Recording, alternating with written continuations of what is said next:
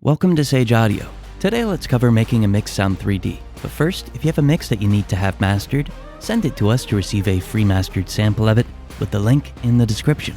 Basics of a 3D mix. For this video, I want to show how to actually make it sound like a sound source is coming from a specific 3D location. Now starting with the basics, let's consider traditional panning and level faders. Our left-right pan pot is going to locate a signal to either the left or to the right, while the level fader brings the sounds closer with a higher level or farther away with a lower level. Now let's take a quick listen and notice how the signal can be placed forward and back and left and right. Also, for the rest of this video, know that these effects work best when they're contrasted by opposing effects. For example, sending a signal backward by lowering a fader works better when contrasted with a louder, more upfront signal.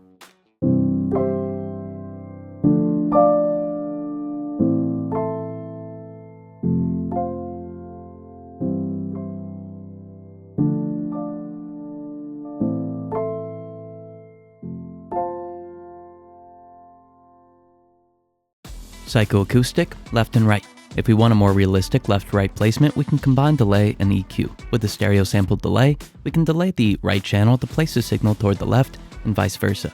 This mimics how one of the listener's ears is farther away from the sound source. If we want to make this even more believable, we could attenuate the highs on the same side that we introduced the delay. So, if we want the sound to seem like it hits the left ear first, I'd delay the right signal and I'd attenuate the right channel's highs. Let's take a listen.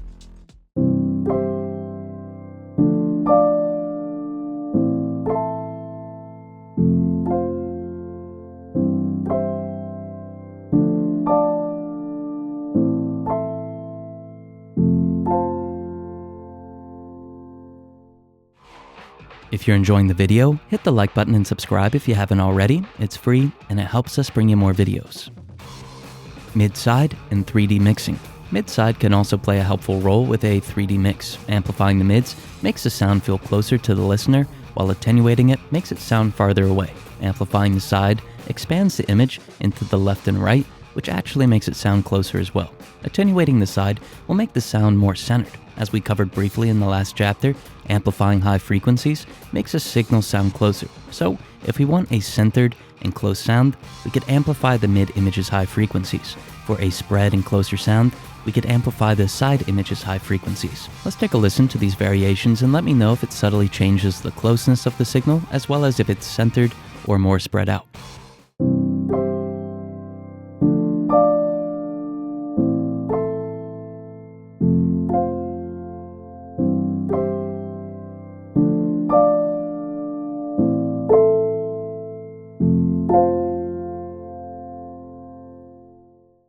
Sending sound back with reverb. Reverb creates a wider sound by varying the left and right signals, but more interestingly, it gives us more access to the front and the back. A longer reverb with centered reflections and an attenuated high frequency range will make a sound source sound farther away. By narrowing the reflections, we emulate how a faraway sound source would hit the left and the right ears almost simultaneously. And by dipping the highs, we mimic how lower energy high frequencies would get absorbed as it traveled a longer distance. So let's take a listen and notice how a reverb with these settings sounds far away.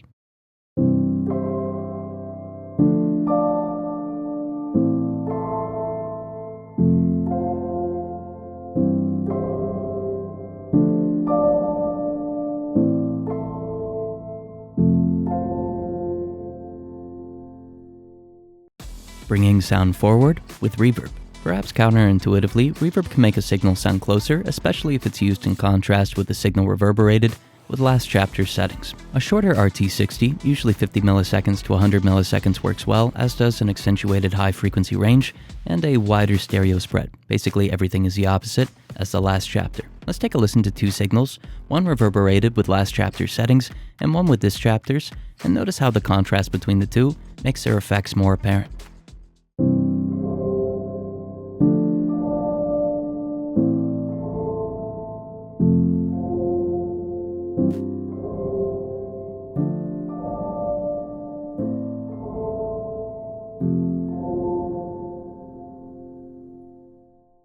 Transients and tone placement. If we want to augment the effect of how high frequencies are lost over time, we could use the split EQ by Eventide to attenuate the transients and the tones separately.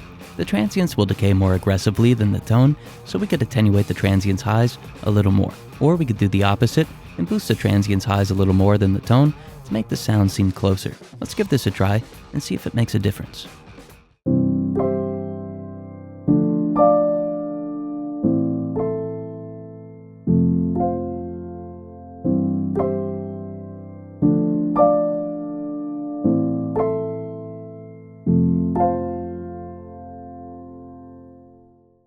Creating contrast with Exciter. Exciters add harmonics to the high frequency range, making a signal brighter and seem closer. If we were to use an exciter on one signal, but not another, that affected signal would sound closer than the other. We can also combine this with reverb to enhance the effects. So let's take a listen and notice how the exciter, when combined with close reverb, increases the sense of it being closer.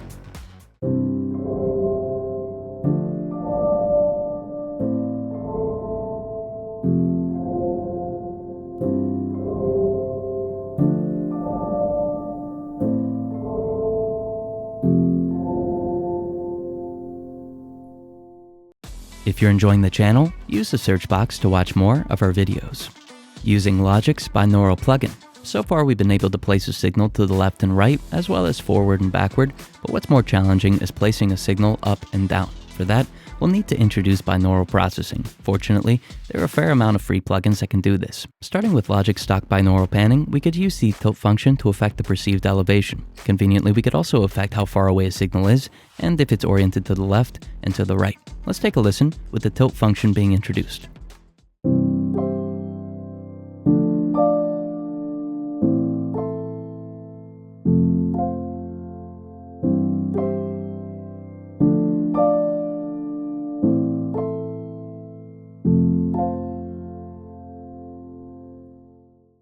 Using Dear VR Micro Plugin.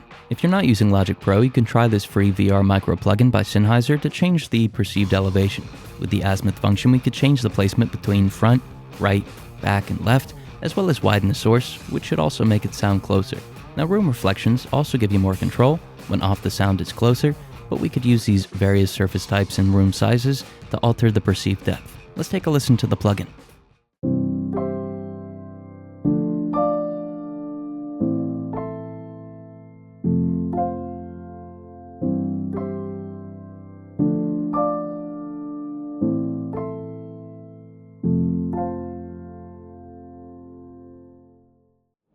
Free Anaglyph plugin. This last plugin is a lot more complex, but I'll do my best to cover it briefly. Now, with the graphic to the left, we could switch between the top of the listener's head and the back. When moving the orb, we'll notice that the settings automatically adjust to the corresponding position. Now, we could also emulate the sound of a studio listening environment in the bottom, which is a separate set of processing than the binaural stage. In the binaural stage, we could change the algorithm used to process the sound, as well as alter the head circumference and introduce micro oscillations to increase the placement's realism.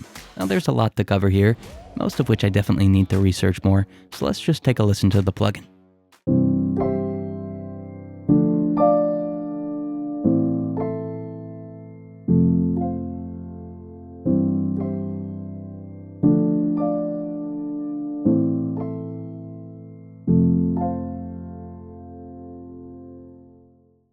If you have a mix that you need to have mastered, send it to us to receive a free mastered sample of it with a link in the description. Thank you so much for watching.